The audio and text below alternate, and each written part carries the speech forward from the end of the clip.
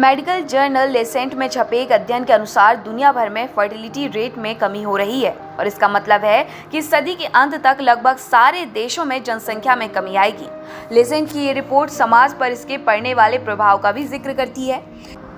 यहाँ हम आपको ऐसे देशों के बारे में बताएंगे जो जनसंख्या में हो रहे नाटकीय बदलाव की समस्या से जूझ रहे हैं और इससे निपटने के लिए इन्हें क्या कदम उठाने हैं वो ये तय कर रहे हैं। लेसेंट में छपी रिपोर्ट के अनुसार इस सदी के आखिर तक जापान की जनसंख्या आधी हो जाएगी।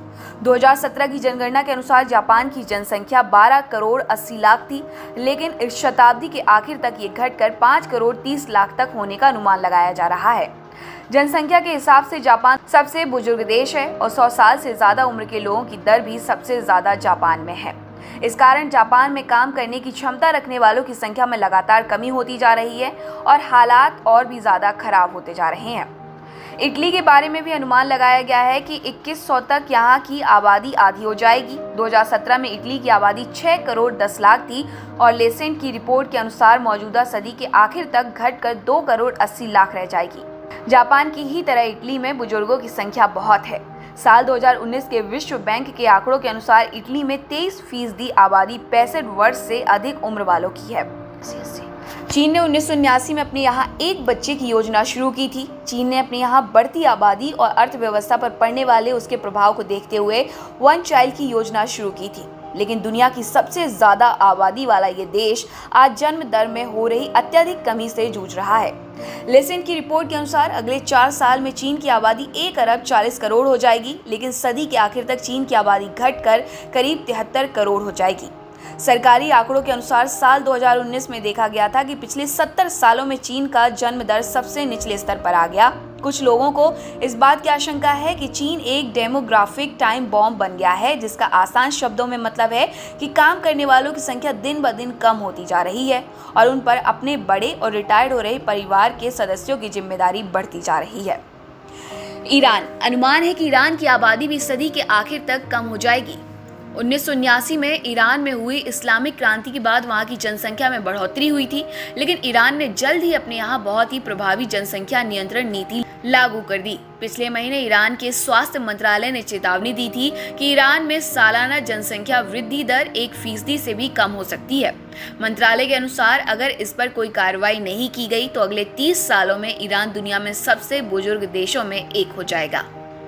ब्राजील में पिछले 40 वर्षों में प्रजनन दर में काफी कमी देखी गई है। 1960 में ब्राजील में प्रजनन दर 6.3 थी, जो हाल के दिनों में घटकर केवल 1.7 रह गई।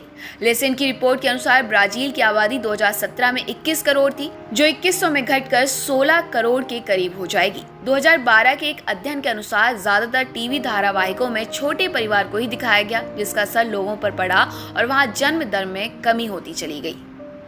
भारत साल 2100 तक चीन को पीछे करते हुए दुनिया की सबसे बड़ी आबादी वाला देश बन जाएगा। हालांकि लेसेंट के शोधकर्ताओं का कहना है कि भारत की आबादी में कमी आएगी और इस सदी के आखिर तक भारत की आबादी 1 अरब 10 करोड़ हो जाएगी। 2011 की जनगणना के अनुसार भारत की आबादी अभी 1 अरब 30 करोड़ है। 1960 में भारत में जन्म दर 5.91 थी, जो अभी घटकर 2.24 हो गई। लेसेंट की रिपोर्ट के अनुसार साल 2100 तक सहारा रेगिस्तान के दक्षिण में बसे अफ्रीकी देशों की जनसंख्या 3 गुना बढ़कर करीब 3 अरब हो जाएगी। इस रिपोर्ट के अनुसार इस सदी के आखिर तक नाइजीरिया की आबादी करीब 80 करोड़ हो जाएगी और जनसंख्या के कारण वो दुनिया का दूसरा सबसे बड़ा देश बन जाएगा। साल 2018 में एक इंटरव्यू में बताया गया, रिपोर्ट ये भी कहती है कि उस वक्त तक नाइजीरिया में काम करने योग्य एक बड़ी संख्या हो जाएगी। उनकी जीडीपी में भी बहुत वृद्धि होगी, लेकिन बढ़ती जनसंख्या के कारण इसका बोझ देश के आधारभूत ढांचों और सामाजिक ताने बाने पर भी पड़ रहा है।